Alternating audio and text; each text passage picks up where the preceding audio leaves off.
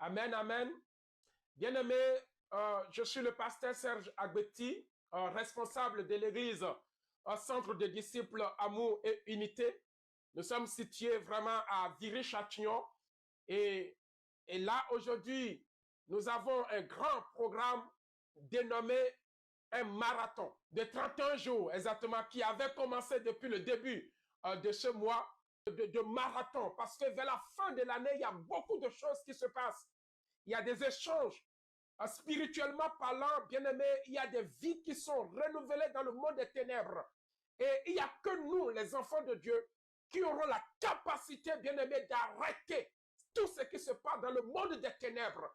Et je suis vraiment persuadé que pendant ces 31 jours de jeûne, bien-aimés, le plan du diable n'aura plus son effet. Parce que tout ce que le diable avait planifié, la croix, c'est une puissance. La croix, bien-aimé, c'est un pont. Et il fallait passer sur ce pont pour atteindre l'autre côté. La croix, bien-aimé, c'est un passage. Un passage. Et nous ne pouvons pas, bien-aimé, faire la passation de cette année sans prendre un temps dans le jeûne et dans la prière. Nous ne savons pas ce qui se passe dans le monde de l'occultisme. Et dans le monde de l'occultisme, pour nous qui, bien-aimés, avions sillonné un peu dans cet endroit, nous savons bien ce qui se passe. À chaque année, il faudrait qu'il y ait un renouvellement de l'alliance dans le monde de l'occultisme. Et nous, l'alliance a été faite une fois pour tout. L'alliance avec Jésus, bien-aimé, a été faite il y a de cela 2000 ans. 2000 ans. Et depuis que Jésus a fait cette alliance, bien-aimé, personne ne peut mourir en dehors de ce Jésus-là, pour nous. Et dans le monde des ténèbres, il faudrait qu'ils renouvellent à chaque fois leur alliance pour pouvoir continuer leur chemin. Mais Jésus est déjà mort pour nous une seule fois. Il y a de cela 2000 ans. Nous n'avons plus besoin qu'une personne autre, bien-aimée, meure pour que nous puissions vivre. Et ils en ont besoin. Mais avec quelles conséquences, avec quels dégâts? Ils peuvent, bien-aimés, tuer les innocents, détruire les vies pour renouveler les forces. Et ce temps de jeûne et de prière, bien-aimés, nous permet de bloquer le processus du diable. Nous permet, bien-aimés, de bloquer le plan du diable. Et il faut que son plan soit bloqué. La parole déclare dans le livre d'Ézéchiel que je cherche quelqu'un qui se tiendra à la brèche pour prier et intercéder pour cette nation. Et je n'ai pas trouvé, heureusement, que Dieu a trouvé quelqu'un comme l'évêque Sitou, capable d'organiser ces 40 jours de jeûne afin de bloquer tout processus du diable. Et je crois que chaque intervenant, chaque prière qui a été élevée pendant ces 31 jours ne sont pas des prières, bien-aimées, en vain. Mais ce sont des prières qui ont eu leur efficacité, qui ont eu un bouleversement dans le monde des ténèbres. Dans le monde des ténèbres. Et je suis venu, bien-aimé, ce soir pour ajouter encore une pierre. Pour lancer le marteau qui est la parole de Dieu. Bien-aimé, pour débroussailler. Bien-aimé, pour arracher. Bien-aimé, pour repousser. Bien-aimé, pour détruire. Bien-aimé, pour planifier. Bien-aimé, pour aplanir les montagnes. Bien-aimé, je suis là encore pour ramener encore à l'ordre ce qui était déjà dans le désordre. Et nous croyons que ce temps de jeûne, bien-aimé, c'est pendant le jeûne et la prière que le Seigneur opère dans le monde des ténèbres, opère, détruit ce qui œuvre un maléfique. Car le Seigneur lui-même l'a dit à ses disciples qu'il a beaucoup formé. Un jour, une personne animée d'un esprit lunatique, on dirait, qui se jetait dans l'eau, dans le feu, partout. Et les disciples ont essayé de délivrer cette personne. Et le Seigneur, et ils n'ont pas pu, le Seigneur va le reprendre pour le dire. Ne savez-vous pas que ce type de démons, ce genre de démons, oui, ne sont détruites, ne sont chassés que par le jeûne et qu'à la prière. Bien-aimés, nous ne pouvons pas rentrer dans le ministère de Dieu sans passer par le temps de jeûne et sans le temps de la prière. Voilà notre ressource. La ressource spirituelle se trouve dans le jeûne et dans la prière. Et dans la prière, celui qui ne jeûne et qui ne prie pas est ami du diable. Il est ami du diable. Parce que le diable sait qu'il a été dépouillé. Son pouvoir, la clé de son pouvoir lui a été enlevée lorsque Jésus est rentré 40 jours dans le jeûne. 40 jours dans le jeûne. C'est pour cela que le diable, bien aimé, pour nous intimider, nous empêche de jeûner. Il a été vaincu premièrement par le jeûne que Jésus a observé pendant 40 jours. Après les 40 jours, il s'est pointé. La parole déclare que ce jour-là, il a fait avec les autres. Il a fait avec Adam et Ève qui ne connaissaient pas le temps de jeûne et de la prière. Mais au temps de Jésus, Jésus connaissait le secret. Et Jésus, bien-aimé, a utilisé ce secret. Il n'y a pas un ministère qui peut prospérer sur la terre sans passer par le jeûne et la prière. Ce ministère qui ne jeûne pas et qui ne prie pas, bien-aimé, ce sont des ministères, bien-aimés, corrompus par le diable.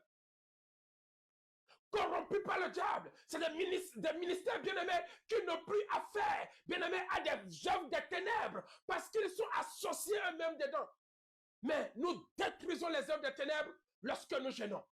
Parce que Jésus lui-même est passé par là. Il est passé par là. Il a eu un temps et la clé lui a été arrachée.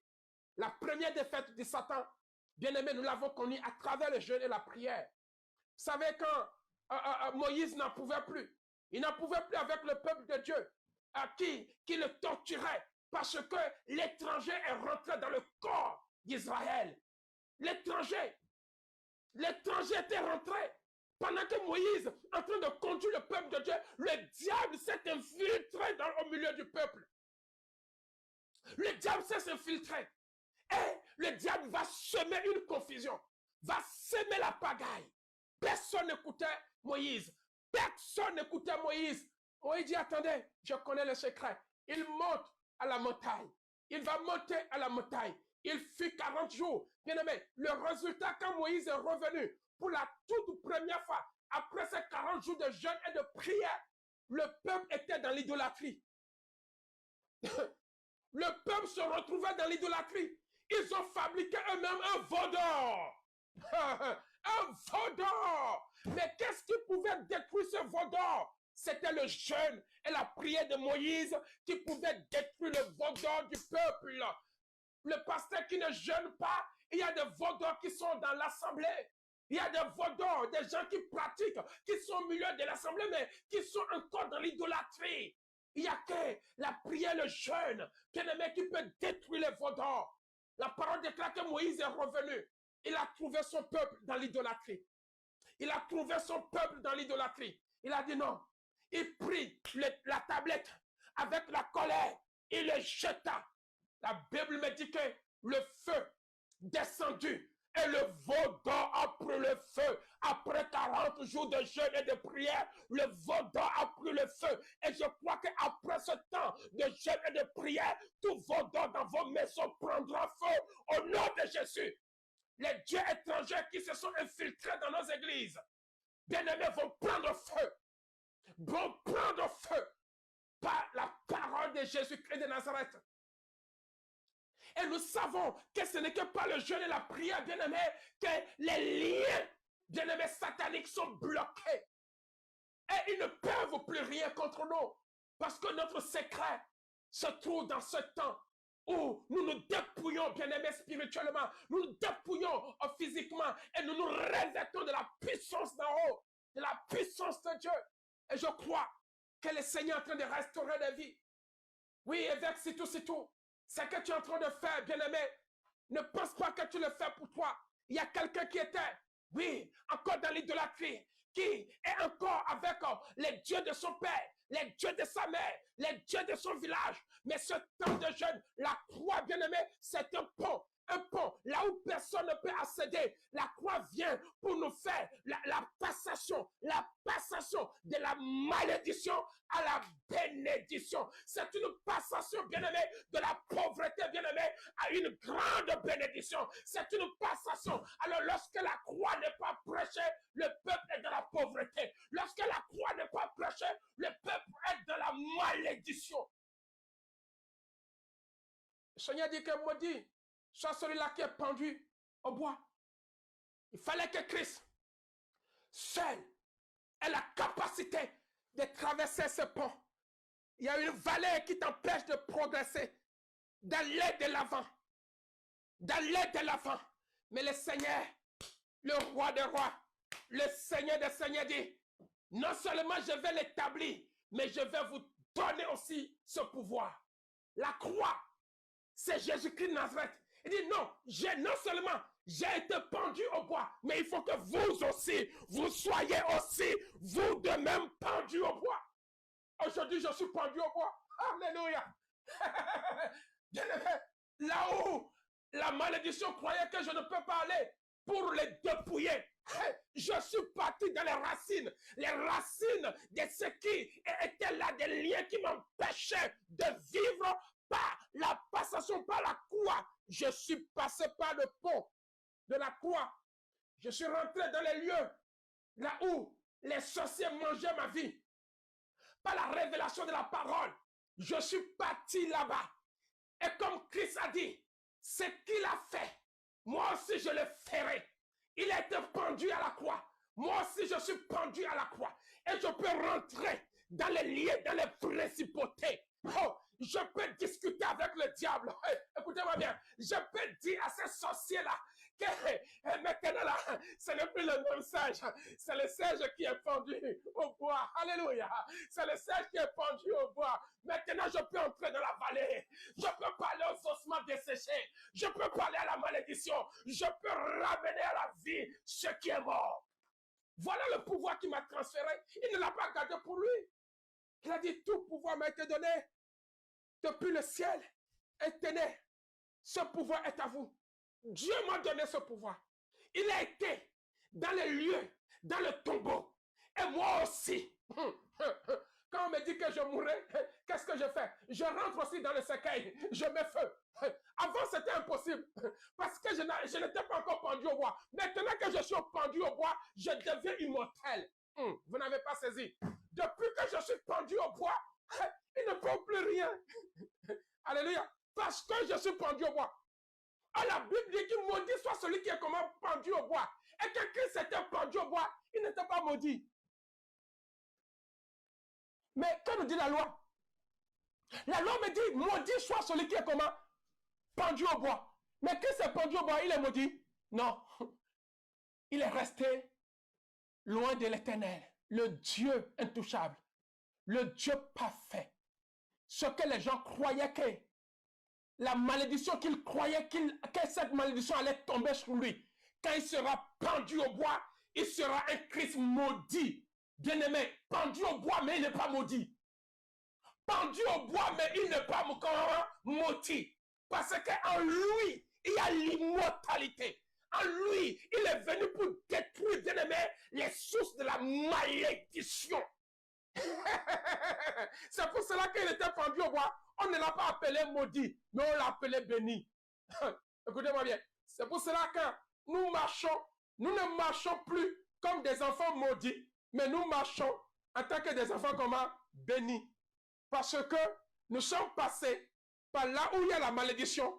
Et comme notre identité en Christ a été déjà changée, bien aimés, nous ne pouvons plus être appelés des pauvres. C'est pour cela parfois, je regarde le prédicateur qui pense que les gens qui sont en Christ sont pauvres. Non, nous ne sommes pas pauvres. Alléluia. Ce n'est pas la dîme qui va te rendre bien-aimé pauvre. Christ est plus que la dîme. Écoute-moi bien. Je dis bien que Christ est plus que l'offrande. Christ est plus que le matériel. Ce n'est pas le matériel qui va te rendre riche. Il t'a déjà rendu riche sans le matériel. Alléluia. Sinon, il sera un Dieu bien-aimé et juste. Parce qu'il a élevé tout le monde au même niveau de la bénédiction. En lui, il n'y a pas l'échelle de la bénédiction. Écoute-moi bien, je dis en Dieu, il n'y a pas une échelle ou un palier de la bénédiction. Tout le monde, parce que le sacrifice de Christ, bien-aimé, a été rendu d'une manière, bien-aimé, égale pour chacun de nous. Tel que tu me vois, tel que tu devrais être. Si je suis béni, c'est que toi aussi tu es béni. Il n'y a pas de palier de bénédiction. Et il n'y a pas de rangée de bénédiction avec Christ. La Bible dit qu'il est mort pour tous. Et nous sommes maintenant à cette même diapason de la bénédiction. C'est pour cela que je ne crois pas à des gens qui sous-estiment les autres. Alléluia. Parce que Dieu fait les choses à un temps donné, temps par temps, moment par moment, saison par saison. Il savait que lui-même d'abord devrait agir en tant que Dieu. Dans Genèse, la Bible dit, Dieu créa. Et quand il parla de lui, il sait que le temps de son fils va arriver. Et il dit, faisons. Non, tu n'as pas saisi. Ah, pourtant les trois étaient là. Mais Dieu va faire d'abord. Et il y a des gens, aujourd'hui c'est les saisons. Laisse-moi te dire que la saison de ton voisin arrive bientôt. J'ai dit que ta saison arrive bientôt. Vous me voyez là, c'est ma saison. Il y a des âmes qui sont déjà réservées pour moi. Alléluia. Que tu ne veuilles pas, tu ne peux pas. Tu ne peux pas. Mais quand moi j'aurai terminé, moi, ma saison, c'est la saison de quelqu'un qui commence. Ah, ce quelqu'un-là, peut-être je suis en train de le sous-estimer. Je suis en train de le minimiser. Je suis en train de lui dire qu'il ne vaut rien. Je suis en train de lui dire qu'il est fainéant. Non, il n'est pas fainéant. C'est à moi ma saison. Dieu faisait les choses. Il dit, Dieu créa. Et quand il finit de créer, il dit, faisons. Et il va associer le Fils. Il va associer le Saint-Esprit. Et plus loin dans le livre de Proverbes chapitre 8, Jésus vient et dit, avant que le monde ne fût, j'étais. Tout a été créé par moi. Ah bon? Et attendez, quand il finit de parler de lui, et tout dans le livre de Genèse jusqu'à Matthieu, nous allons voir l'œuvre de Dieu. Mais on pouvait dire que les autres sont où? Jésus est où? Mais Jésus arrive. Mais quand l'œuvre de Jésus a commencé, Jésus vient et dit, je suis le chemin et la vie. Et Jésus va commencer. Mais on pouvait dire qu'il est en retard, mais il n'était pas en retard. Chaque chose a son temps. Bien-aimé, j'aimerais te dire que tu n'es pas en retard par rapport aux choses de Dieu. Dieu est en train de te programmer pour une saison. Non, tu n'as pas saisi. Je dis à quelqu'un que Dieu est en train de programmer quelqu'un pour une saison. Comme Jésus fut programmé pour une saison. Autant que Jésus est arrivé, il dit, je suis venu, pas pour abolir les lois, mais pour accomplir tout ce qui était fait. En nous, bien-aimés, il y a quelque chose qui nous attend. Vous savez, je suis là, je suis un père et j'ai des enfants. Vous allez voir, quand moi je vais commencer par m'affaiblir, à m'arrêter, mes enfants seront mes relais demain. Là où moi je suis arrêté, c'est là où mes enfants commencent. Mon Dieu, mais si aujourd'hui je les minimise, je les traite de derniers, je les traite, non, je suis déjà là, je fais déjà le travail, mais le temps arrive, le temps arrive. Et ils vont prendre le relais d'une manière glorieuse. La Bible me dit, quand le temps de Jésus arrive, alléluia, il dit, je ne suis pas venu pour abolir la loi, mais pour accomplir ce qui était impossible aux hommes. Mon Dieu. Et il y avait des lois qui m'étaient impossibles. Avant sans lui, je ne pouvais pas me prendre au bois. Le commencement de mon ministère. Il dit, maintenant que je l'ai fait, pasteur, c'est toi aussi, tu peux le faire. Maintenant que je suis rentré dans les liens des ténèbres pour détruire, pour écraser, il dit, Serge, toi aussi tu peux le faire, lève-toi. Je t'ai donné le pouvoir de marcher sur les scorpions, mon Dieu. De marcher sur les serpents, mon Dieu. De marcher quoi, sur quoi? Parce que lui-même, bien aimé, il avait le pouvoir de rentrer dans les lieux occultes. Et il a dépouillé le diable. Il dit, reçois aussi toi aussi ce pouvoir. Pourquoi je le reçois? Parce que Dieu avait un fils. Et c'est le fils qui est venu pour relancer les œuvres de son père. Mais quand Jésus arrive, il dit, je ferai de toi aussi un fils. Et pour moi aujourd'hui, Jésus est mon père. Et je suis le fils de Jésus. Bon, si tu n'as pas compris, ça te regarde. Hein. Ça, c'est ma dimension. Je ne sais pas quelle est ta dimension. Écoute-moi bien. Dieu avait un fils. Le fils est venu. Il a fait des choses extraordinaires. Alléluia. Maintenant, le fils aussi va engendrer quelqu'un. Le fils va engendrer quelqu'un. Il dit, à tous ceux-là qui l'ont reçu, à tous ceux-là qui croient en lui, à tous ceux-là qui l'appellent Seigneur, il les donne. Qui les donne le pouvoir? Le Fils. Le Fils aussi va avoir un fils. Et ce fils-là, c'est moi, Serge. Je suis le fils de Jésus. En réalité, Jésus est mon Père. Écoutez-moi bien. Je dis bien que Jésus est mon Père. Parce que le Seigneur le dit dans le livre des Galates, aussi longtemps que l'enfant est enfant, bien-aimé, il est esclave. C'est le fils qui hérite. Alors quand Jésus est arrivé, il a fait de moi un fils. Le fils de Jésus, c'est moi. Non, tu n'as pas saisi. Je dis bien que le fils de Jésus là, c'est moi. Mon père dit dans le livre de Jean que tout ce qu'il a accompli, moi le fils, Serge, je le ferai. Je le ferai. Et il dit, tous ceux-là qui sont conduits par le Saint-Esprit sont fils de qui? De Dieu. En réalité, je suis fils de Jésus. Et Jésus est mon Père. Et comme Jésus était le fils de Dieu, et tout ce que Jésus faisait, il ne le faisait pas son Père. Il ne fait rien sans son Père. Alors moi aussi, je suis arrivé en tant que fils de Jésus, en tant que Jésus était mon Père, je ne fais rien sans mon Père, qui est Jésus. Je ne peux rien faire sans Jésus. Alléluia. Jésus, bien-aimé, devient mon imitateur. Tout ce que je fais, c'est Jésus. Tout ce que j'applique, c'est Jésus. Parce qu'il a mis au monde un fils qu'on appelle Serge. Alléluia. En réalité, je suis le fils de Jésus.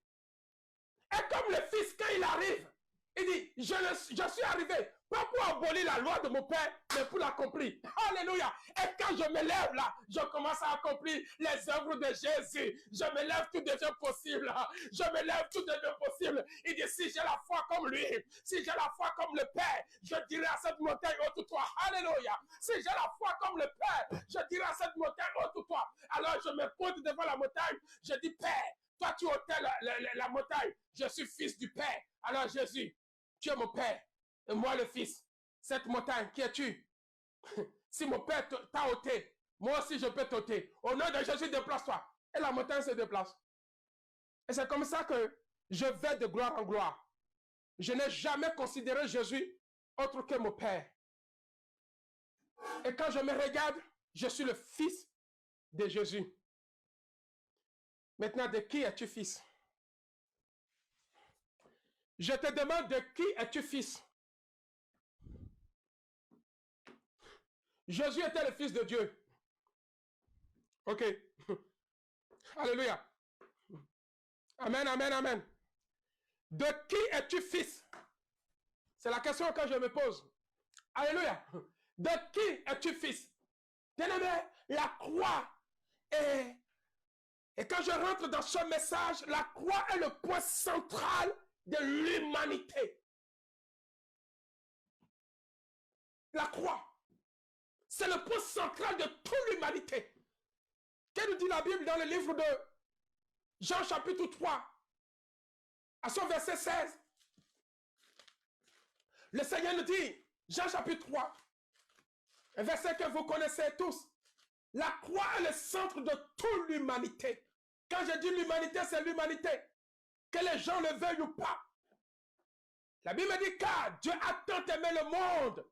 C'est-à-dire, Dieu a tant aimé l'univers. Il a tant aimé l'univers qu'il a donné son Fils unique. Afin que quiconque croit en lui, bien-aimé, ne périsse point. Afin que quiconque croit en lui, bien-aimé, ne périsse point, mais qu'il ait la vie éternelle.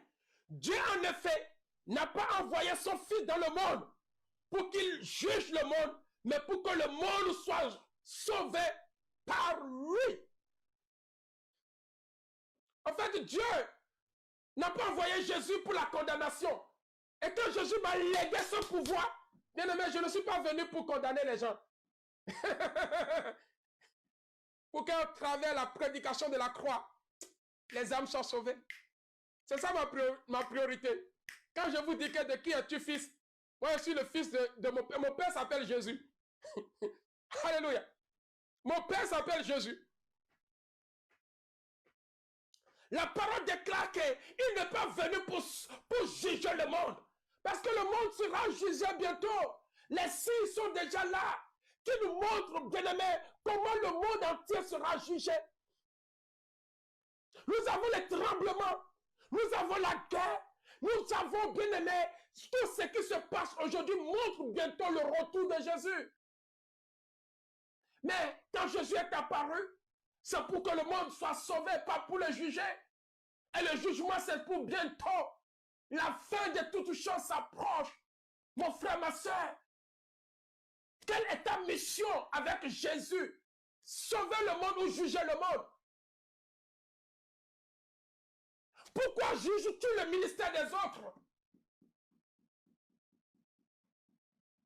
Si Jésus est ton Père, on dit tel Père, tel Fils. Est-ce que je peux voir les traits de Jésus en toi? Jésus, quand il est venu, pas pour juger, mais c'est pour que le monde soit sauvé par lui. Et si je suis là, en tant que fils de Jésus-Christ de Nazareth, mon désir, c'est que le monde soit sauvé par moi. Le monde sera sauvé par la prédication. Le monde sera sauvé par les œuvres de Christ en moi. Le monde sera sauvé, bien-aimé, par le ministère que je suis en train d'exercer. Le monde sera sauvé. Je n'ai pas reçu le ministère de la condamnation. Christ non plus. Mon Père n'a pas porté la croix pour juger le monde. La première chose qu'il a dit sur la croix, il a dit quoi? Père, pardonne-le. Père, pardonne-le. Car ils ne savent pas ce qu'ils font. Voilà l'œuvre de la croix. Et quand Jésus était venu, bien-aimé, c'est pour que le monde soit sauvé, pas pour le juger, pas pour critiquer, pas pour critiquer les gens, pas pour critiquer les ministères, pas pour critiquer la vie des autres, pas pour critiquer. Il a mis les critiques de côté. Ce qui l'intéresse, c'est le salut des âmes. Parce qu'il sait que le monde ne sera pas jugé maintenant. Maintenant, non, non, non, non, non, non, non. C'est la fin. Jésus revient bientôt. Quand il va revenir là, c'est pour juger. Mais tant qu'il n'est pas encore venu là, il ne juge personne. La Bible dit que Dieu n'aime pas. Jésus n'a jamais aimé quoi? Le péché. Mais il aime le pécheur. Le péché là, c'est ça que Jésus aime. Mais le péché, Jésus n'aime pas. Et quand il s'approche du péché, il dit, je t'aime. Mais ce qui est en toi, je n'aime pas. Ce qui est en toi là, c'est pour ça que je suis mort. Le péché qui est en toi là, c'est pour ça que j'ai été crucifié. Alors, tu dois prendre les gens dans tes bras. Alléluia. Et pendant que tu les prends dans tes bras, bien-aimé, tu es en train de crucifier en réalité en eux le péché. La Bible dit que Jésus allait de lieu en lieu. Il mangeait avec les pauvres. Les gens s'étonnaient de comment il peut manger avec les pauvres. Parce que pour eux, ces gens-là sont pauvres à cause de la malédiction de leur père. Pour eux, ces gens-là sont pauvres parce que le père a tué. Et ils sont nés dans une famille maudite. C'est pour cela qu'ils sont pauvres. Alors, Jésus s'intéressait à eux. Mais à chaque fois qu'il allait là-bas, bien aimé, il aimait le péché. Mais c'est le péché qui est là. Sa présence l'engloutissait. Aime aller là où ça ne va pas. Et quand tu vas là où ça ne va pas, tu apportes la paix. Tu peux sauver quelqu'un. Et la première des missions que Jésus a fait, la Bible dit que la croix, bien-aimée, est le centre de toute l'humanité. Que tu sois, quelle que soit ta race, c'est la croix. Quelle que soit ton identité, c'est la croix. Et tous les éléments du passé, tout ce qui est passé, tous les éléments du passé, bien-aimé, nous amènent à la croix. Quelqu'un me suit?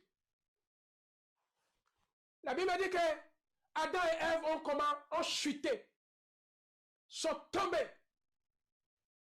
Et ce péché est devenu un péché que l'humanité portait en lui. La Bible dit que quand Jésus est arrivé, tout ce qui est dans le passé, amen, tous les événements du passé qui étaient là, les a amenés, nous a tous amenés à la croix. Donc, ce qui veut dire que de Genèse jusqu'à, bien-aimé, Malachie, la croix. Alors, quand tu es là, laisse-moi te dire que tout ce qui est ancien dans ta vie s'arrête à la croix. La malédiction de tes pères s'arrête à la croix. Alléluia. La malédiction ne peut pas dépasser la croix. La souffrance, bien-aimé, les choses anciennes ne peuvent jamais traverser la croix. Et quand tu arrives à la croix, c'est que là est le commencement d'une nouvelle vie qui commence pour toi. C'est pour cela que tous ceux-là qui n'ont pas encore donné leur vie à Jésus ont en eux le péché adamique. Parce que la fin du péché adamique se situe à la croix. À la croix, le compteur devient 0. Amen. La croix, bien-aimé, c'est le début d'une vie meilleure qui nous attend. Et la parole déclare que tout ce qui est futur, ta destinée, ton futur, ton avenir, commence à la croix.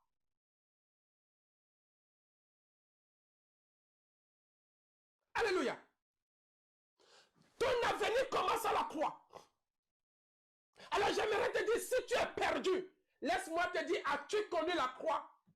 Parce que la croix, bien-aimé, est le début de ton avenir. Il n'y a que la croix, celle qui est capable de t'amener au paradis. Alléluia. Alléluia. Amen. Il n'y a que la croix qui a la capacité, bien-aimé, de te donner un avenir meilleur. C'est la croix. L'œuvre de la croix, bien-aimé, est le début d'une nouvelle ère dans notre vie. L'œuvre de la croix est le début, bien-aimé, d'une nouvelle gloire dans notre vie. L'œuvre de la croix est le début, bien-aimé, de notre bénédiction éternelle. L'œuvre de la croix est le début de l'éternité qui a commencé en toi. Ton éternité commence à la croix. Ton éternité commence à la croix. Parce que la croix, bien-aimé, est la défaite totale de Satan. Satan a échoué le jour où j'ai commencé par être la croix. Moi, je ne porte pas la croix, mais je suis la croix. Écoute-moi bien. Alléluia. Je suis devenu la croix. Amen. Je suis cette croix. Parce que si tu portes quelque chose, bien-aimé, arrivé à un moment, tu es fatigué. Alléluia. Et tu as envie de la déposer. Mais moi, je ne porte pas la croix. Non, je suis cette croix. Autrement dit, bien-aimé, je ne serai jamais fatigué de la croix. Parce que je le suis. Je ne suis pas un porteur de la croix, mais je suis celui qui vit la croix. Je suis la croix moi-même. Avant de porter, tu risques d'être fatigué. Et moi, je ne serai jamais fatigué de Jésus. Parce que pour moi, celui qui est la croix, c'est Jésus. La croix, c'est Jésus. La croix n'est rien d'autre que Jésus. La croix, c'est Jésus. Parce que c'est la croix. Bien aimé, on dit que la prédication de la croix sauve. Qui sauve? Jésus. Alors, si la croix sauve, la croix est qui alors? Jésus. On dit que l'ennemi a été dépouillé par les œuvres de quoi? De la croix. Alors la Bible dit quoi? Que Jésus est venu afin de détruire quoi? Le diable. Donc en réalité, cette croix-là que Jésus te demande de porter, ce n'est pas porter, non, c'est d'être la croix. Et moi, je suis cette croix. Et quand tu es la croix, bien-aimé, tu deviens la défaite du diable. Et partout où je vais, c'est la défaite du diable. Il ne peut pas résister. Il peut la fuir, il court. Parce que je suis la croix. Je rentre dans un milieu. S'il y a des sorciers, ils commencent à crier et part. Je suis la croix. La parole déclare dans le livre de Colossiens, que vous connaissez très bien, Colossiens 4, 2, à son chapitre, chapitre 14. Amen. Colossiens, nous allons le lire, parce que c'est des choses très importantes. La Bible dit, il a effacé l'acte dont les ordonnances nous condamnaient et qui subsistait contre nous. Il a détruit en le clouant à la croix. Qui était cloué à la croix? Jésus. Alléluia. Dans ces ordonnances-là, Jésus les a pris sur la croix. Et la croix n'est que la défaite totale du Satan. Et dit, il a dépouillé les dominations et les autorités et les a livrées publiquement en spectacle, en triomphant d'elle par quoi? Par la croix. Autrement dit, en triomphant d'elle par le nom de Jésus. Ce n'est que par le nom de Jésus que nous triomphons du diable. Alléluia. Et moi, aujourd'hui, je ne porte pas cette croix. Je le suis en réalité, cette croix. Je suis la croix de Christ. C'est pour cela que, bien aimé, aucune principauté de ce monde ne peut résister parce que je suis la défaite du diable. Écoute-moi bien. Je suis sa défaite. Là où je foule mes pieds, il suffit que je me lève. Puisque je suis le fils de Jésus. Mon père a chassé les démons. Et le fils aussi vient. Wouh! Alléluia, je suis en train de parler à quelqu'un. Et comme en Jésus, il n'a point de péché en lui. La Bible dit que Jésus est venu, étant mort à la croix, qu'il n'avait point de péché. Il a pris nos péchés et il les a crucifiés où? À la croix. Alors moi, en tant qu'un homme charnel, tout péché qui habite en moi, puisque je suis la croix, je le crucifie à la croix.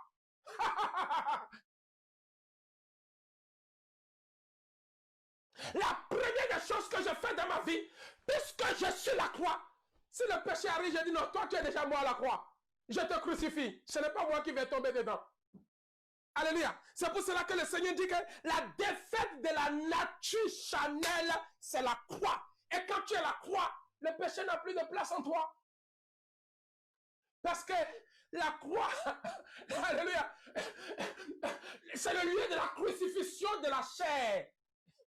Mais non, tu n'as pas saisi. Jésus là, il était le consommateur des péchés. Donc il prend le péché là, il le détruit. Donc quand le péché rentre en moi là, il est détruit. Alléluia. Il ne peut pas vivre. Il ne peut pas faire ses manigances. Il ne peut rien. La parole déclare dans le livre de Romains chapitre 6. Nous les lisons. Nous les lisons. Romains chapitre 6, verset 6. Romains chapitre 6, verset 6 nous dit quoi? Romains 6, verset 6 déclare, écoutez, sachant que notre vieil homme a été comment crucifié avec qui? Avec qui? Avec Jésus. Sachant que, Romains 6, 6, sachant que notre vieil homme a été comment crucifié. Donc quand je suis la croix là, ma chair a été crucifiée sur la croix. Et je suis la croix. Donc en moi là, toute chair qui est là sont crucifiées. Donc en réalité, le péché n'a plus sa place à moi parce que je suis la croix. Non, tu n'as pas saisi. Est-ce que quelqu'un me suit? J'ai dit qu'en réalité, le péché de fornication n'a pas la place à moi parce que je suis la croix. C'est moi qui l'ai détruit. Je ne peux plus tomber dans ces pièges. C'est fini ça. Je suis la croix. On dit que Romains 6, 6 nous dit quoi? Il nous dit quoi? Il dit, sachant que votre vieil homme, le vieil homme qui était à moi, la croix, bien aimé, c'est la défaite de quoi? De Satan. C'est la défaite de la chair. C'est ça que votre vieil homme a été crucifié avec lui, afin que le corps du péché fût comment détruit. Donc quand je dis que je suis la croix, le corps du péché a déjà été détruit en moi. À chaque fois que je prononce, je confesse que je suis la croix. C'est que le corps du péché est détruit. Donc, quand vous me voyez là, je ne peux plus tomber dans le péché. Parce que j'ai l'antidote. Quelqu'un me suit? Je ne peux plus. Parce que les œuvres, le vieil homme a été crucifié. Et je suis cette croix. Et quand il vient, c'est le lieu où il est crucifié. Le péché vient, il est crucifié. Il dit non, non, non, là-bas, là, je serai crucifié. Demi-tour. Et d'ailleurs, quand il rentre là, il est crucifié. Il ne peut plus sortir, il ne peut rien faire. C'est ce que Romain me fait comprendre. Que mon vieil homme a été comment crucifié avec lui, afin que le corps du péché fût comment détruit, pour que nous ne soyons plus esclaves du péché. Bien-aimé, quand tu es la croix, tu n'es plus esclave du péché. Vous savez, un esclave, c'est simple. Hein? Tu lui dis, viens, il vient. Va, il va. Fais, il fait. Dors, il dort. Cours, il court. Ça, c'est un esclave. Le Seigneur dit, au commencement était quoi? Dieu. Au commencement était la parole était avec Dieu, la parole était Dieu. Tout ce qui a été créé par la parole. Rien de ce qui n'a été créé sans elle. En elle était la vie. Et la vie là est devenue la lumière des hommes. Écoute-moi bien. Cette lumière que je suis là, lui dans les ténèbres, et les ténèbres ne l'ont point reçu. Écoute-moi bien. La Bible me dit que la lumière, lui, cette lumière que je suis, lui dans les ténèbres, et les ténèbres ne l'ont point reçu. En réalité, c'est moi qui suis cette lumière. Non, vous n'avez pas compris. Jean chapitre 1er. Jean chapitre 1er. Bien-aimé, si vous comprenez ce que nous vivons par la croix, alléluia. La Bible dit qu'elle, en elle était la vie, et la vie était la lumière des hommes. C'est-à-dire la lumière des hommes. La Bible dit que, en ce verset 5, la lumière qui était la lumière des hommes, lui dans les ténèbres, et les ténèbres ne l'ont point reçu. Je suis la lumière. Et quand j'éclaire les ténèbres, j'arrive quelque part, les ténèbres n'ont point ce pouvoir. Il ne peut pas me recevoir. Je ne suis plus esclave de la mort. Je ne suis plus esclave du péché. Ça ne sert à rien de le chanter, il faut le vivre. La croix n'est pas quelque chose qu'on porte. Les gens qui ont porté la croix, ils étaient un jour fatigués et ils ont laissé cette croix. Parce que croyant qu'il faut le porter, ils se donnent des moyens pour la sanctification. Arrivé un moment, ils tombent toujours. Arrête de porter la croix, sois la croix toi-même. Le jour où tu seras la croix, bien-aimé, ce n'est plus un fardeau pour toi. Tu ne peux plus le laisser quelque part. Tu le vis. Il y a des gens qui ont commencé la sanctification. Arrivé un moment, ils abandonnent. Parce qu'ils portent la sanctification. Et quand tu portes quelque chose, arrivé un moment, tu es fatigué. La Bible dit que quand Jésus portait la croix, arrivé un moment, il tombe. Il tombe, c'est un des disciples qui est parti pour l'aider, quoi. Et combien de chrétiens sont tombés? On est parti vous aider. Parce que vous portez la croix tout le temps. Et vous tombez, on est obligé d'aller vous aider. Mais quand tu es la croix toi-même, personne ne peut t'aider. Sois la croix, mon frère. Amen. Soyez cette croix. Et c'est alors que vous allez vivre la dimension réelle de Christ. Et cette dimension, on en a besoin. On en a besoin. Et la croix est un élément qui nous permet, bien aimé, d'être réconciliés à Dieu.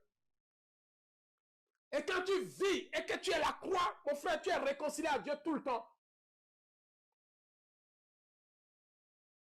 Et quand tu es réconcilié avec Dieu, et quand tu es dans cette réconciliation, dans cette intimité, les choses ne sont plus pareilles.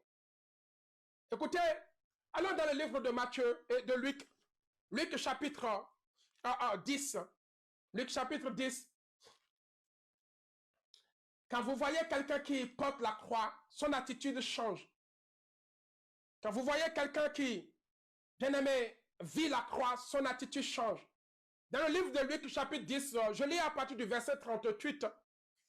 Le verset 38, la parole déclare, comme Jésus était en chemin avec ses disciples, bien aimé, il entra dans un village. Et une femme nommée Marthe les reçut dans sa maison. Elle avait une sœur nommée comment Marie, qui s'étant assise au pied du Seigneur écoutait sa parole. Marthe, occupée à divers soins domestiques, suivant et dit, Seigneur, cela ne te fait rien que ma sœur me laisse seule pour servir. Dis-lui donc de venir un peu m'aider. Le verset 41, le Seigneur lui répondit, Marthe, Marthe, tu t'inquiètes et tu t'agites pour beaucoup de choses. Les gens qui portent les croix là, alléluia, qui ne savent pas où les déposer, c'est déjà agité. Aujourd'hui, tantôt il est avec le Seigneur, demain il n'est plus avec. Il ne sait plus quoi faire, il ne sait plus quoi mettre. Mais parce que ces gens-là ne réalisent pas l'œuvre de la croix dans les vies.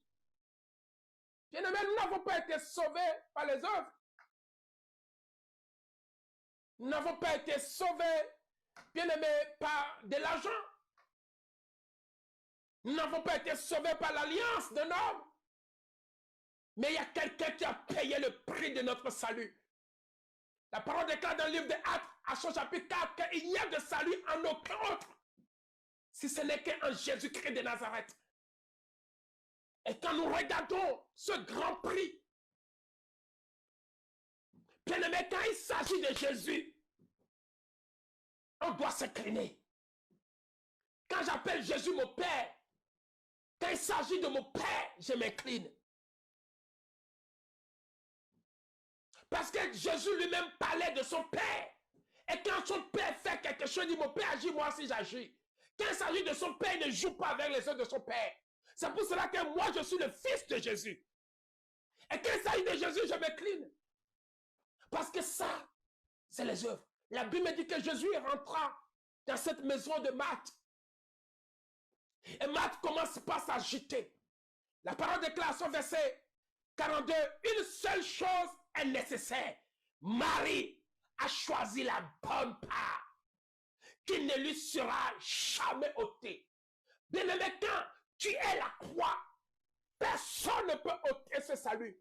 La part que Marie a choisie, c'est que Marie a accepté Jésus-Christ de Nazareth. Et elle est partie s'asseoir au pied de Jésus. Un signe d'obéissance, un signe de soumission. Bien-aimés, nous avons besoin d'être des personnes soumises à la parole de Dieu.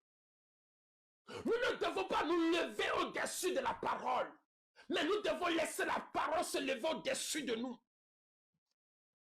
Le Père se lève toujours au-dessus de ses enfants. Écoute-moi bien, le Père se lève toujours au-dessus de ses fils. Et quand tu reconnais Jésus que c'est ton Père, quand Jésus se lève, tu t'abaisses. Jésus arrive, Marthe se trouve toujours debout. Et Marie va choisir d'écouter l'obéissance, la soumission. Les deux choses, bien-aimés, qui montrent que nous sommes la croix. Christ étant la croix, il a marché dans l'humilité, dans la soumission et dans l'obéissance. Ce qui montrait que Christ était la croix. Quiconque n'a pas cette identité n'a pas la croix encore. Il faut encore du travail. Parce que là où il y a l'orgueil, il n'y a pas la croix.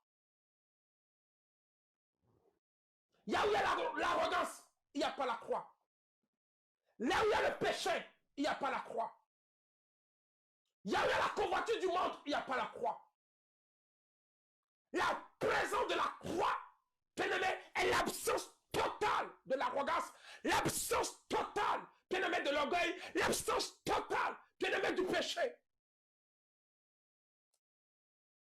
Quiconque est né de la croix ne vit plus dans le péché. Quiconque est né de la croix ne marche plus dans l'orgueil. Quiconque est né de la croix est soumis. Christ était la croix. Il a ôté son manteau. Dieu qu'il était, pour pouvoir être la croix, il est descendu pour la forme des hommes. Pour la forme des hommes. Marcher comme un homme. Manger comme un homme. Parler comme un homme. Il s'est revêtu de l'humilité jusqu'au point où les gens de mauvaise vie peuvent lui parler. Et aujourd'hui, quand nous voyons des gens qui disent qu'ils prêchent la croix, il y a certaines personnes qui ne peuvent même pas s'approcher d'eux. Même toucher les manteaux, c'est dur. Ils ont un protocole je ne sais pas, les gars du corps, on ne peut pas les toucher quand ils... Hey! As-tu la croix? As-tu la croix? Parce que la croix, bien aimé, est le symbole de l'humilité. Ceux-là qui ont la croix en eux, bien aimé, sont morts au péché. Sont morts à l'orgueil. Sont morts, bien aimé, à des convoitises de ce monde. Bien aimé, celui qui a été dans l'orgueil, c'est Lucifer. À cause de l'orgueil, il a été rejeté. Écoute, si tu n'es pas désarmé, et si tu n'enlèves pas cet esprit en toi, bien-aimé, tu seras rejeté. Le Seigneur va te dire dans le livre de Matthieu, chapitre 7, tu vas dire, n'est-ce pas en ton nom que nous avons prêché l'évangile, chassé les démons, mais tu chassais les démons, mais tu étais rempli de l'orgueil. Le Seigneur va te dire, je ne te connais pas. Soit disant que tu es la croix, mais tu portais la croix. Tu sais là où tu lâches sa croix. Tu sais là où tu le laisses. Quand tu laisses cette croix, tu te retrouves dans les hôtels. Tu te retrouves dans des endroits où on ne peut pas te retrouver, toi homme de Dieu. Toi enfant de Dieu. Parce que tu n'es que porteur de la croix. Tu n'es pas encore la croix. Quand tu portes la croix, tu peux le déposer quelque part et aller commettre ton péché tranquillement et revenir et reporter la croix. Mais quand tu es la croix toi-même, alléluia, tu ne rentres pas tout, le péché n'a plus le pouvoir sur ta vie. Christ te dira, hélas, je ne t'ai pas connu, porteur de croix. Quand il t'a pris dans ta volonté, tu m'as laissé quelque part. Et tu es revenu. Sanctification, sanctification. Et on est fatigué de tes sanctifications. Sois saint. Amen. Je parle à quelqu'un. Sois saint. Alléluia. Sois simplement saint. On est fatigué. Sois simplement saint.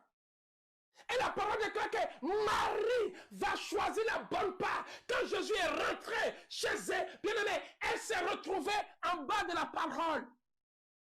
L'humilité précède la gloire. Et l'humilité de la croix nous amène à aller de gloire en gloire. Là où il y a la croix, bien aimé, il y a la victoire totale. La croix est le symbole de la victoire. La Bible dit que Marie va choisir la bonne part. Elle n'est plus dans les discussions.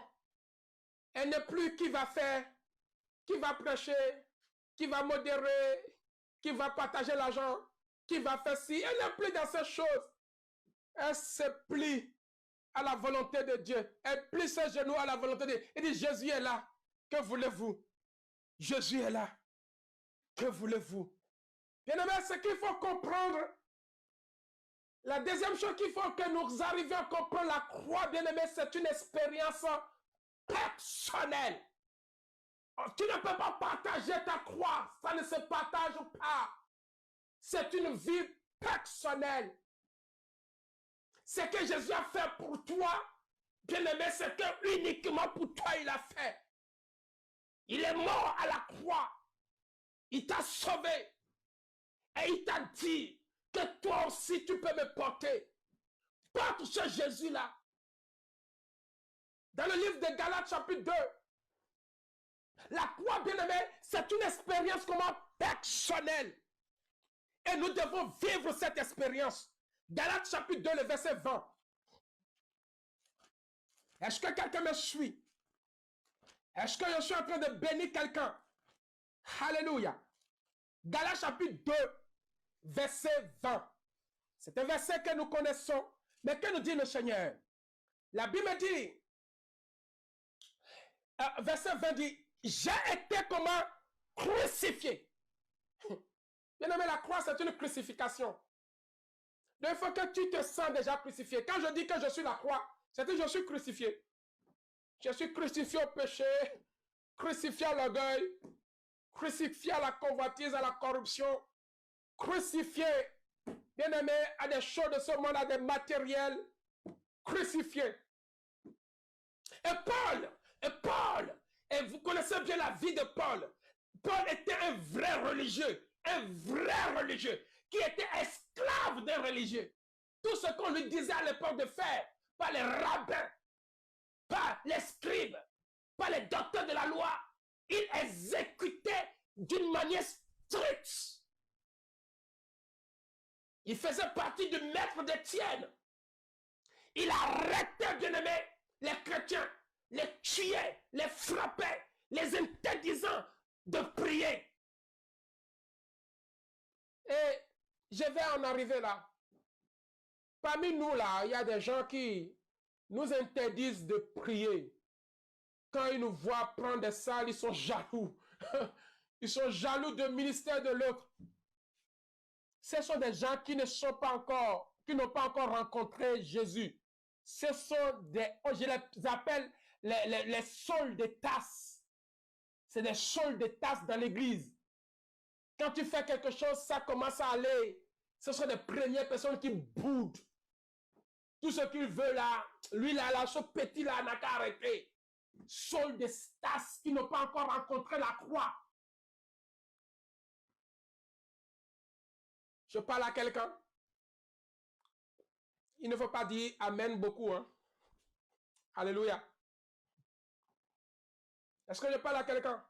Et quand tu n'as pas encore le vécu de cette expérience personnelle, bien aimé, tu vas toujours jalouser l'autre.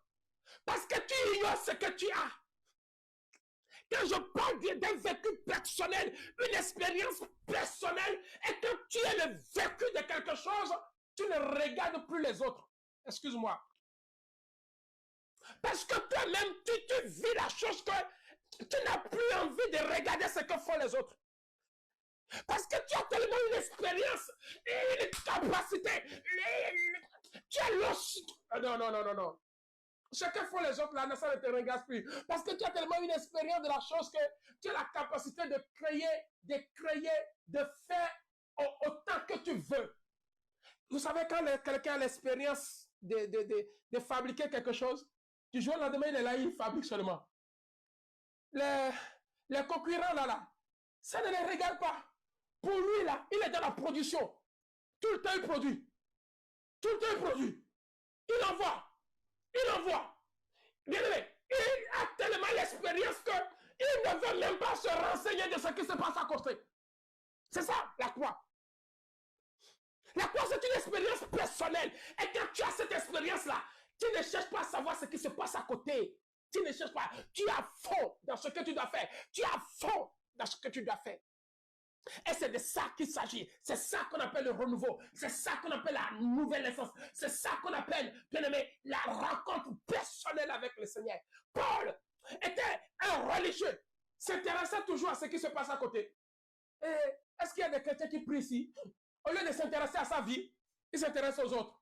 Quand tu n'as pas encore l'expérience de la chose là, tu as la migraine. Au lieu de t'intéresser à ce que tu as de la valeur, tu ignores. Tu t'intéresses à, est-ce qu'ils ont prié aujourd'hui ici? Est-ce qu'ils ont fait? Tu es sur Facebook, tu regardes ce que les autres ont fait, ce qu'ils n'ont pas fait. Mais toi-même là, depuis quand est-ce que tu vas te lever? Manque d'expérience personnelle avec Christ nous amène. Quand Jésus voulait aller à la croix, vous pensez qu'il regardait les autres? Et pourtant, à la croix, là, à la Golgotha, ils étaient combien? 3. Il n'a pas regardé la personne qui est à gauche de lui. Il n'a pas regardé la personne qui est à droite. C'est les gens qui étaient à gauche, à droite qui le calculaient.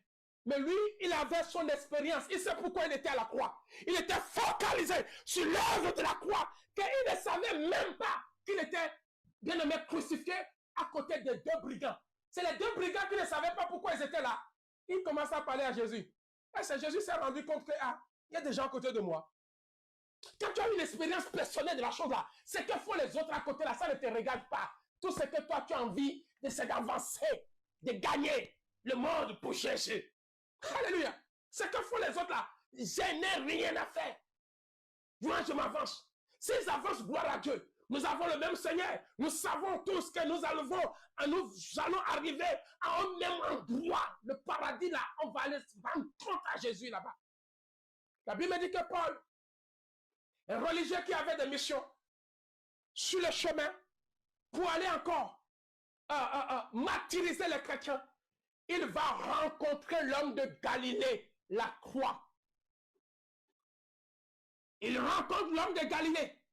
Et la Bible dit que la première des choses, la parole déclare que ses yeux, bien-aimés, étaient percés. Il devient immédiatement aveugle. Écoutez, la parole déclare que la croix, sur la croix, il y a eu, bien-aimé, quoi? Ce qu'on appelle les ténèbres. La lumière s'arrêta. Écoutez-moi très bien. À la croix, Jésus, il y a eu 24 heures. Pendant ce temps, la lumière fut arrêtée.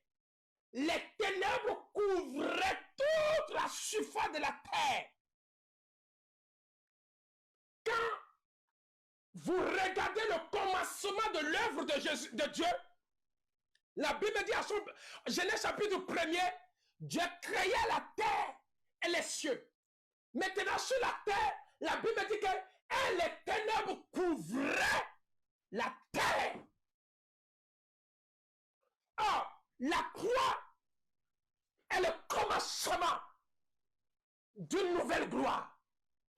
C'est la fin, bien-aimé, des œuvres des ténèbres.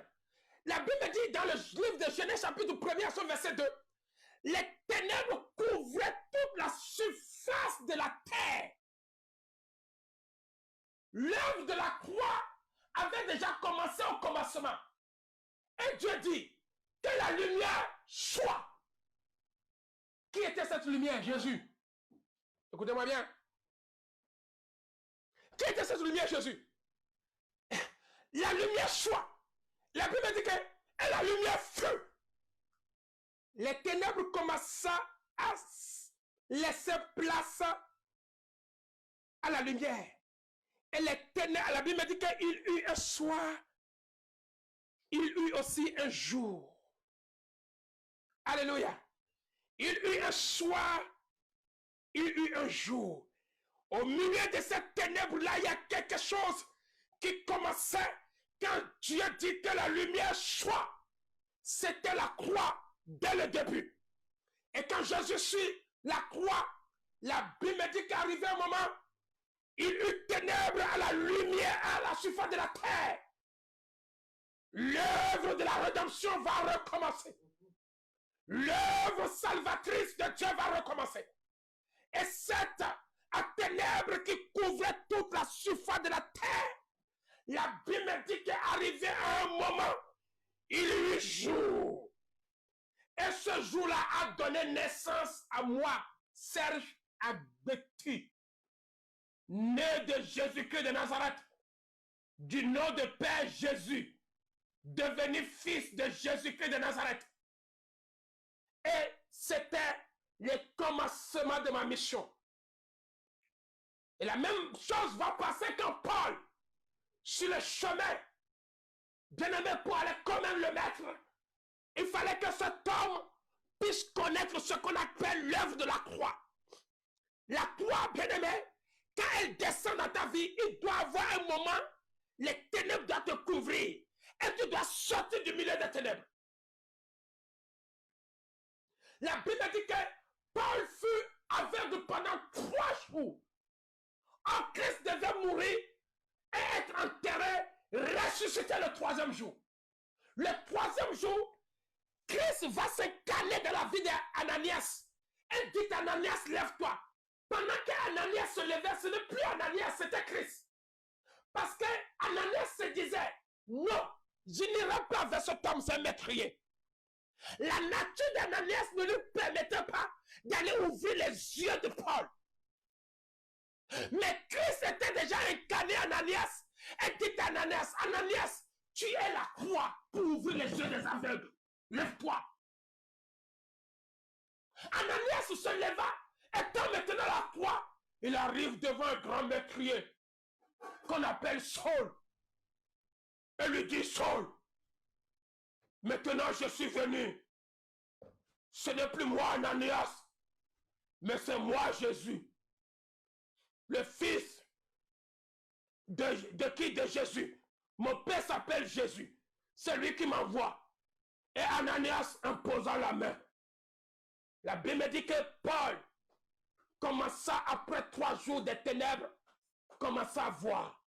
Voilà la mission de ceux-là qui sont la croix.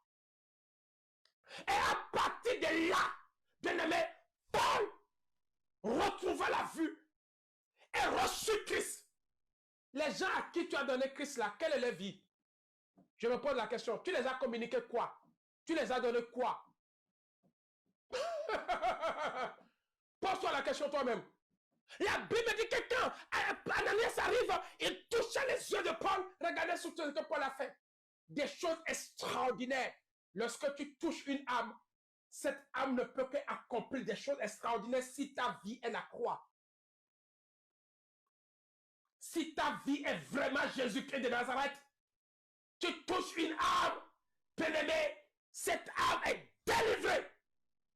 Les ténèbres fuient et la lumière jaillit. Et c'est ce Paul qui va me dire dans le livre de Galates, chapitre 2, verset 20, que je vous lis, j'ai été comment? Crucifié avec Christ pendant 3 jours. J'étais dans les tombeaux. Alléluia. Je suis passé par la croix. J'ai connu ma croix. Est-ce que je parle à quelqu'un? J'ai connu ma croix. J'ai été crucifié avec Christ. Et si Christ si je vis, ce n'est plus moi qui vis. C'est Christ qui vit en moi. Bien-aimé, j'aimerais te dire, si tu vis, ce n'est plus toi qui vis, c'est la croix qui vit en toi. Accepte que tu es la croix. C'est alors que les choses extraordinaires, miraculeusement, glorieuses vont commencer par se passer en toi. Parce que quelqu'un qui est la croix a déjà crucifié le péché. Et depuis ce jour-là, Paul pourrait dire, ce n'est plus moi qui vis, mais c'est Christ qui vit en moi. Si je vis maintenant dans la chair, je vis dans la foi au Fils de Dieu qui m'a aimé et qui se livre lui-même pour moi. Je vis au Fils de Dieu. Donc il reconnaît que son Père c'est Jésus. Et qui se livre lui-même pour lui. Ce n'est plus lui qui vit, mais c'est la croix qui vit en lui. Et j'aimerais te dire que tu ne peux plus porter la croix d'un vivre en toi. La croix dépouille. La croix détruit. La croix enlève. Et quand nous regardons dans le livre de Galates, Galates chapitre 6, Galates chapitre 6, le verset 14. Est-ce que je parle à quelqu'un? Écoutez, Galates chapitre 6, le verset 14, vous pouvez le noter. Pour ce qui concerne, il dit, pour ce qui me concerne, c'est Paul qui parle toujours. Il dit, pour ce qui me concerne, loin de moi, la pensée de me glorifier. Quelqu'un qui est la croix ne se glorifie pas. Moi, j'ai l'onction. Moi, quand je vais arriver, vous allez voir moi. Non, non, non. La croix, l'œuvre de la croix, c'est l'humilité. C'est la soumission, c'est l'obéissance. Et à Galates chapitre 14, Galates chapitre 6, verset 14, dit, pour ce qui concerne, me concerne, loin de moi la pensée de me glorifier d'autre chose que de la croix de notre Seigneur Jésus-Christ. Regarde le langage de Paul. Il dit, loin de moi ce qui me concerne, la pensée de se glorifier que de la croix. Si cet homme s'est glorifié aujourd'hui, il s'est glorifié de la croix. Parce qu'il est la croix. Bien aimé, que la croix soit ton orgueil. Prêche la croix. Prêche la croix. Il dit, s'il y a quelque chose pour lequel je dois me glorifier, je suis la croix. Nous dit Paul. Parce que sa prédication est basée sur la croix. Lui-même, il a dit que ma prédication est basée sur la croix. Et la prédication de la croix, c'est une folie pour le monde. Et il dit plus loin, excusez-moi, pour ce qui me concerne, loin de moi la pensée de me glorifier d'autre chose que de la croix de notre Seigneur Jésus-Christ, par qui le monde est crucifié pour moi. Quand Christ se voit, il dit que le monde a été crucifié pour lui. La convoitise est déjà crucifiée. Pour moi, le péché a déjà été crucifié. Qu'est-ce que j'ai à faire avec le péché qui a été déjà crucifié à la croix? Pour moi, l'orgueil était déjà crucifié. Qu'est-ce que j'ai à foutre avec l'orgueil? Ce sont des choses qui ont été crucifiées et qui n'ont plus les vies en moi. Et nous, la mentalité, bien aimé, de se glorifier de la croix. La Bible me dit que pour lui, le monde a été crucifié. Le monde, sa convoitise et tout ce qu'elle renferme a été crucifié. Et j'aimerais te dire, pour moi, l'argent a été crucifié. L'orgueil, la convoitise, le péché, la fornication, les mensonges, toutes ces choses ont été crucifiées. Et quand quelque chose est crucifié, la chose n'a plus de valeur. Amen. La chair est crucifiée. Et quand je porte cette croix, et il a dit que pour lui, c'est fini. Toutes ces choses, c'est fini. Et j'aimerais finir avec vous en disant, hélas, qu'aujourd'hui, nous observons encore des gens qui marchent en ennemi de la croix.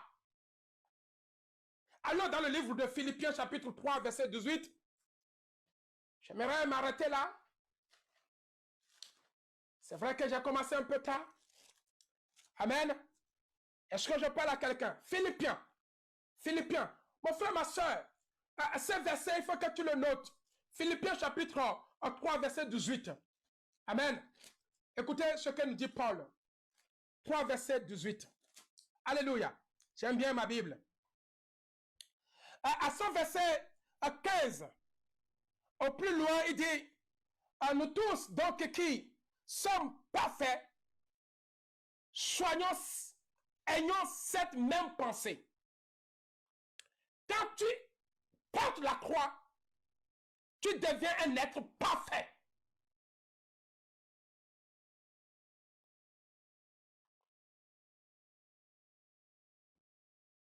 Est-ce que je parle à quelqu'un? Quand la croix est en toi, tu deviens, bien-aimé, un être parfait. Pourquoi Jésus ne peut pas toucher, le péché ne peut pas le toucher? Parce que il était parfait. Pourquoi on ne peut pas comparer Dieu avec le péché? Parce que Dieu est parfait. Et comme Dieu est parfait, rien de souillé ne peut rentrer en lui. Dès que quelque chose de souillé rentre en Dieu, il n'est plus parfait. Il devient un être imparfait. Et ce n'est pas moi qui le dis. C'est la parole de Dieu qui me le dit. Dans le livre de Philippiens, chapitre 3, verset 15. Il dit, nous tous, toi et moi, il dit, nous tous, qui sommes comment? Parfaits. Donc, Paul reconnaît qu'il y a des hommes parfaits. Alors, si tu ne reconnais pas que tu es parfait, tu vas toujours marcher avec le péché. Le mal rentrera toujours à toi. Quand tu sais ta nature, tu sais que tu es parfait, est-ce que tu vas encore toucher ce qui est mauvais? Parce que tu sais que ce qui est mauvais va te salir. Or, tu n'as pas envie d'être sali. Donc, tu vas fuir tout ce qui est souillé. Je me suis bien habillé. Si je vois quelque chose, une poussière, je vais le toucher exprès. Non. Je dis, hey, il y a la poussière là-bas. Parce que je me sens propre. Et Paul te dit que tu es un être propre. Et il dit très bien, c'est pas moi. Il dit que nous tous, donc qui sommes comment? Parfaits. Il n'a pas dit nous tous qui sommes imparfaits. Parce que quand tu portes, tu es à la croix, tu deviens un être parfait. Tu agis comme Dieu. Ah, c'est Dieu qui est parfait. Et il a dit, nous tous qui sommes comment? Donc parfaits, ayons donc cette même pensée que nous sommes parfaits. Et ne touchez pas à des souillures. Non, tu n'as pas entendu. Paul dit, ayons nous tous cette même pensée que nous sommes comment? Parfaits. Et il dit, et si vous êtes en quelque point de notre avis, Dieu vous éclairera aussi là-dessus. Si tu n'es pas d'accord avec moi, Dieu va t'éclairer dessus. Si tu reconnais que tu n'as pas l'identité parfaite, je laisse Dieu de t'éclairer dessus. J'aimerais que tu lises toi-même ce verset. Mais moi, je reconnais que je suis parfait. Et je vais garder cette perfection. Je ne permettrai pas que le mal rentre en moi et je vais communiquer la perfection à quelqu'un. Parce que celui qui est en moi est parfait. Cette personne s'appelle Jésus. Si je me suis, je le suis. Si je me suis, il est sué. Oh, je ne veux pas communiquer un Jésus sué aux gens. Je veux communiquer un Jésus parfait aux gens. Oh, la Bible dit quoi? Ce n'est pas ce qui rentre qui suit, mais c'est ce qui sort qui suit. Non, tu n'as pas saisi. Ah, je sais que c'est Dieu qui est en moi. Ah, c'est Dieu-là qui est en moi, là. S'il est parfait, je donne la perfection aux gens. Mais en réalité, je suis parfait. On dit que le robinet qui coule, mouille quoi? L'eau qui coule au travers des robinets mouille l'eau. Donc si Jésus qui est parfait passe par moi, en réalité, il me rend comment? Parfait. Je parle à quelqu'un. Il faut que tu arrives à reconnaître cette croix que tu es en train de prêcher. La réalité de cette croix. Et nous continuons à son verset 18 pour aller plus loin. Car il en est plusieurs qui marchent en ennemi de la croix de Christ. Je vous en ai souvent parlé et j'en parle maintenant encore en pleurant. Et moi aussi, j'ai envie de pleurer et je suis mes larmes. Il y a des gens qui marchent en ennemi de la croix. La croix, bien-aimé, a détruit les œuvres du diable. Et nous allons encore pour chercher les onctions du diable. Nous pratiquons l'idolâtrie dans l'église. Nous pratiquons de la magie encore. Tu marches en ennemi de la croix. La croix ne pêche pas. Toi qui, soi-disant que tu as Jésus, tu pêches. Tu es un ennemi de Jésus. Je parle à quelqu'un? Tu es un ennemi de Jésus. Jésus n'a jamais haï. Mais toi qui haïs les gens, tu es un ennemi de Jésus. Non, tu n'as pas saisi. Amen. Jésus n'a jamais traité quelqu'un de sorcier. Toi, tu es enfant de Dieu, tu traites les autres de sorciers. Tu es un ennemi de Jésus. Je vais prêcher à quelqu'un. Les ennemis de la croix. Amen. La Bible dit, Paul dit, je pleure encore. Parce qu'il y a encore des gens qui marchent en ennemi de la croix. Ils haïssent son frère, ils haïssent ses frères. Ils maltraitent au lieu d'avoir la compassion. Ennemi de Jésus. Et quand tu es ennemi de Jésus, il ne œuvre plus en toi. Tu ne sais pas qui est mort pour toi. Tu ne sais pas qui vit en toi. Celui qui est mort pour toi, il a vaincu la sorcellerie. Tu ne peux pas traiter ton frère que tu vois d'un sorcier. Hein? L'église, il y a des sorciers ici. Comment quelqu'un qui ose sur la croix dit qu'il y a des sorciers? Parfois, j'ai envie de les arracher le micro, quoi. Ah bon? Hein? Il faut être sorcier. Ah bon? Vous avez déjà vu ce langage dans la bouche de Jésus? Alléluia. Quand il parle de ses brebis, il parle d'autre chose. Mais quand il parle des paniers, il les amène à comprendre l'évangile. Il est fait de race de vipères. Parce que ce sont des gens bornés. Et il parle de paniers. Il ne parle pas des gens qui ont donné leur vie à Jésus.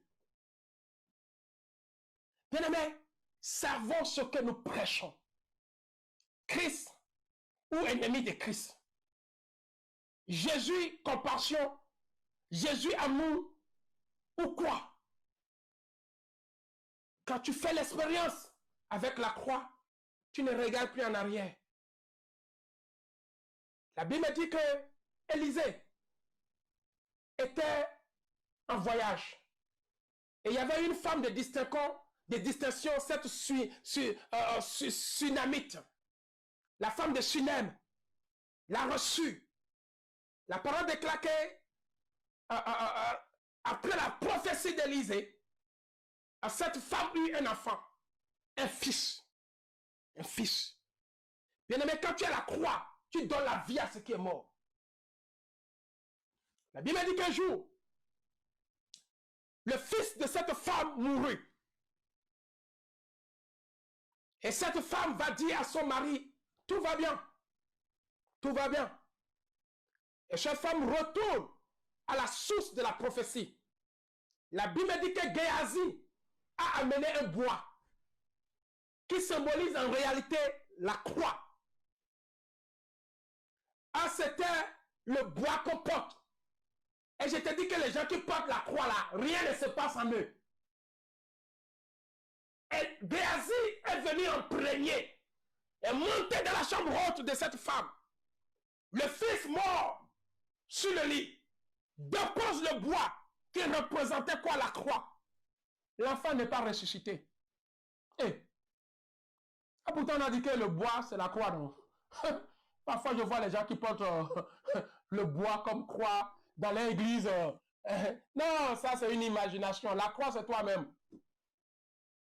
La parole déclare que quand Géasi mettait ce bois sur cet enfant qui était mort, rien ne s'est passé. Bien aimé, la croix n'est pas un bois pour porter.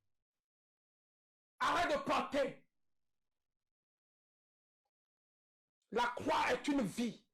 La Bible dit quand Élisée va rentrer, il monte dans la chambre haute. Qu'est-ce qu'Élisée a fait? Élisée s'est agenouillé. Il mit sa bouche contre la bouche de l'enfant. Les mains sur les mains de l'enfant. Les pieds sur les pieds de l'enfant. Et s'allongeait en signe de croix. La parole déclare que comme Élisée s'est identifié à Christ, l'enfant revenu à la vie. Ce qui était important, la Bible dit que l'enfant soupira 7 fois. Or sur la croix, Jésus a eu 7 paroles. Après la 7e fois que l'enfant soupire, l'enfant revient à la vie. Parce que Élisée s'est allongé sur cet enfant en signe de croix. Jésus présenta la croix à cet enfant et non le bois. Lui-même, il se présenta. Et Jésus qui était incarné à Élisée donna la vie à cet enfant et non le bois. L'enfant soupire 7 fois. Comme Jésus à la croix pourrait soupirer 7 fois. Parler 7 fois. L'enfant revenant à la vie. Bien-aimé, quand tu hais la croix et que tu ne le portes pas pour le jeter sur les gens et que c'est toi-même qui se donne au champ par ta vie de communion que tu as avec Christ, ta vie de prière, ta vie de relation, en reconnaissant que tu as déjà crucifié le monde et tout ce qu'il renferme et que ces choses n'ont plus de valeur, de pouvoir sur ta vie, tu peux communiquer la vie aux gens. La prédication que tu prêches, les gens sont transformés parce que les gens voient la croix. Ils ne voient pas la personne que tu es, mais ils voient Jésus à travers toi. Bien-aimé, j'aimerais m'arrêter là pour vous dire, la croix est une expérience. Il faut la vivre seul pour la comprendre. Ne laisse personne d'autre te raconter sa croix. Ne laisse jamais un prédicateur te rencontrer, te raconter sa croix. Son expérience ne te sauvera pas. Son expérience ne t'amènera pas nulle part. Aie une propre expérience avec Dieu. Crucifie de par toi-même la chair et marche pas en ennemi de la croix, mais marche en conformité avec la croix. La croix, c'est l'obéissance et la soumission aux œuvres de Jésus. Marie avait choisi la bonne part qui ne lui sera jamais ôtée. Et quand tu sais qui tu es, en quoi tu es engagé, personne ne peut t'ôter ta croix. Tu peux prêcher, même si tu n'as pas l'expérience de la parole de Dieu. Ne fût-ce que ta présence, parce que tu es la croix. Là où tu te pointes, bien-aimé, la lumière jaillit. J'aimerais prier pour quelqu'un. Seigneur, tu es le Dieu de gloire. Tu es derrière ta parole pour la mener à son accomplissement. Aucune de ta parole ne sort jamais sans effet. Il y a quelqu'un qui nous a suivis en ce moment. Et nous croyons, Seigneur, que c'est toi qui es en train de parler. Et que quelqu'un a besoin encore de vivre cette expérience personnelle. Et de ne plus être ennemi de la croix.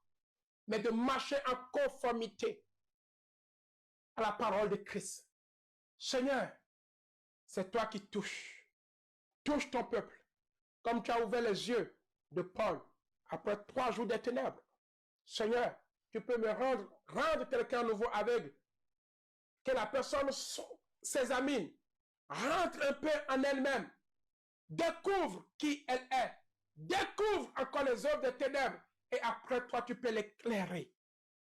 Que le Seigneur t'éclaire et que ta prédication ne soit pas basée sur ce que font les autres, mais soit basée sur l'expérience que tu as avec Christ. Au nom de Jésus-Christ de Nazareth, nous avons ainsi prié. Que Dieu vous bénisse, que Dieu vraiment vous amène encore à méditer et à revoir cette prédication, à partager comme vous pouvez aux autres, et quelqu'un sera béni.